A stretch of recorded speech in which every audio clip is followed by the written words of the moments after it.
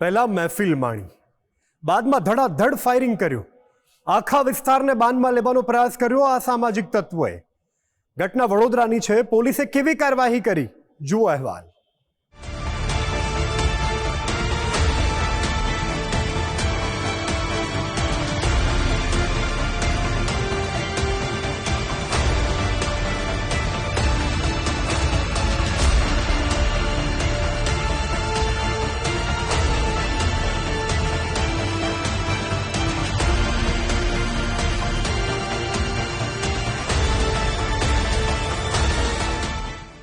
સંસ્કારી નગરી વડોદરામાં માથાભારે ગુનેગારોને જાણે કાયદો વ્યવસ્થા કે પોલીસનો સહેજ માત્ર ડર રહ્યો નથી। કુખ્યાત ગુનેગારોની ટોળકી એટલે છાશવારે સરા જાહેર મારામારી, હત્યા કે ફાયરિંગ જેવા બનાવો કરતા પણ અચકાતી નથી। ભાયલી ગામની સીમમાં પ્રિયા સિનેમા 4 રસ્તા નજીક 2 જુલાઈએ રાત્રે 1 કલાક અને 10 મિનિટની આસપાસ ફાયરિંગનો બનાવ બન્યો। આર્યના 48 ફ્લેટના એક જ માળે આવેલ 201 અને 203 નંબરના મકાન પર મોડી રાત્રે ગોળીબાર થતા રહીશોમાં ફફડાટ ફેલાયો। અજાણ્યા અસામાજિક તત્વોએ કાચના સ્લાઇડરને નિશાન બનાવી ઉપરા છાપરી 2 ગોળી છોડતા ફ્લેટના રહીશોએ એકઠા થઈ ત્વરિત પોલીસને ફોન કરી જાણ કરી। આ બનાવની જાણકારી મળતા જ વડોદરા ગ્રામ્ય પોલીસની સાથે લોકલ ક્રાઇમ બ્રાન્ચ અને સ્પેશિયલ ઓપરેશન ગ્રુપની વિવિધ ટીમ ત્વરિત એક્શનમાં આવી। વરિષ્ઠ અધિકારીઓના માર્ગદર્શન હેઠળ સીસીટીવી ફૂટેજ અને એફએસએલ વાનની મદદથી પોલીસે તપાસનો ધમધમાટ તેજ કર્યો। આ ફાયરિંગ કરનાર અસામાજિક તત્વો 2 કારમાં સ્થળ પરથી ભાગતા સીસીટીવીમાં ઝડપાયા। આ રહેણાંક બિલ્ડિંગ પર અશ્વમેઘ એવન્યુ કોમ્પ્લેક્સની 4થા માળે આવેલ ઓફિસ નંબર 8 અને 9માંથી ફાયરિંગ થયું। વડોદરા પોલીસની પ્રારંભિક તપાસમાં ઓફિસ જોગાભાઈ ભરવાડે ભાડે રાખી મિત્ર કૃપાલસિંહને આપ્યાનું સામે આવ્યું। વડોદરા પોલીસની ઓફિસની તપાસ દરમિયાન દારૂની મહેફિલ ચાલતી હોવાના પુરાવા મળી આવ્યા હતા। આ વેપન મેહુલ મહેન્દ્ર ગઢવીનું હોવાનું અત્યારે જણાઈ આવે છે। તેમની પાસે આ વેપનનું ઓફિશિયલી લાયસન્સ ધરાવે છે। તે બાબતની જાણ અમે સંબંધિત જિલ્લાના કલેક્ટરને કહીને એને રદ કરવા માટેની તજવીજ હાથ ધરાવશું। આ દારૂની મહેફિલ દરમિયાન આ વેપન જ્યારે મેહુલ મહેન્દ્ર ગઢવીના પાસે હતો, તેમના મિત્રો દ્વારા એમને કહેવામાં આવ્યું કે ભાઈ આ તું વેપન લઈને ફરે છે, આ ચાલે છે કે કેમ? તો મહેન્દ્ર ગઢવી દ્વારા આ વેપન ચાલે છે તે બાબતનું પુરાવા આપવા માટે પોતાના ઓફિસના બારીમાંથી સામે આવેલા અરેના 48ના 2 ફ્લેટ્સ 201 અને 301ની અંદર આ ફાયરિંગ કરવામાં આવી છે। પોલીસ દ્વારા હાલ આ વેપન રિકવર કરવામાં આવ્યું છે। એની સાથે એક મેગઝીન રિકવર કરવામાં આવી છે અને 4 રાઉન્ડ્સ 4 જીવતા કારતૂસ પણ પોલીસ દ્વારા રિકવર કરવામાં આવ્યું છે।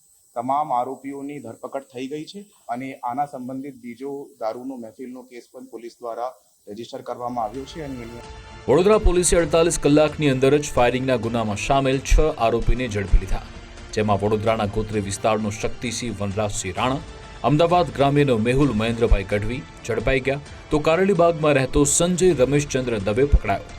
આ સંજય દવે વડોદરાના કુખ્યાત મુકેશ હરજાણી મર્ડર કેસનો આરોપી છે। આ ઉપરાંત પોલીસે દાહોદના વિજય ચંદુલાલ ભારવાડી, ભાયલીના દીપક શંભુનાથ ઝા અને રાજકોટના ઇન્દ્રજીતસિંહ અને અનુપસિંહ વાઘેલાની ધરપકડ થઈ। આ ફાયરિંગ થયું તે હથિયાર મેહુલ ગઢવીની લાયસન્સવાળી રિવોલ્વર હતી। મહેફિલ બાદ નબીરાએ મજાકમાં રિવોલ્વર ચાલે છે કે નહીં તે અંગે પૂછ્યું। આ સમયે ઉશ્કેરાટમાં આવી ગયેલ મેહુલ ગઢવીએ મહેફિલ ચાલતી હતી તે ઓફિસની બહાર 2 ગોળી છોડી, જે સામે આવેલ રહેણાંક એપાર્ટમેન્ટ સાથે ટકરાઈ।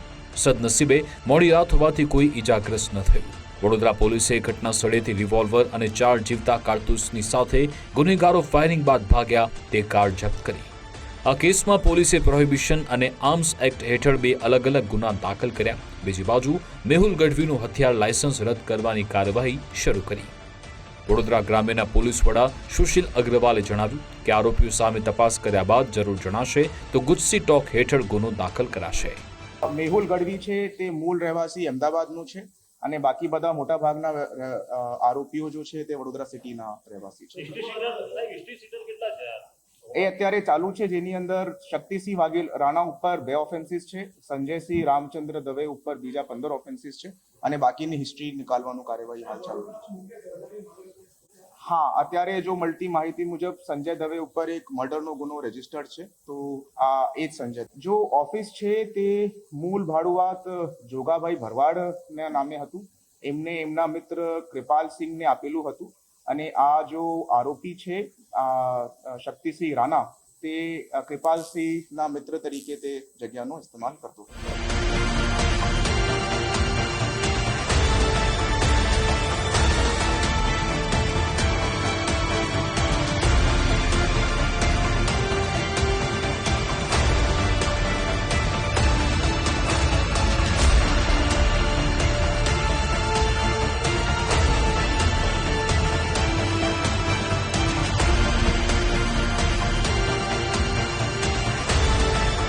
નશાની હાલત અને સામાન્ય મજાકમાં કાયદો હાથમાં લઈ લોકોના જીવ જોખમમાં મૂકનાર અસામાજિક તત્વોને વડોદરા ગ્રામ્ય પોલીસે જેલના સળિયા પાછળ ધકેલ્યા.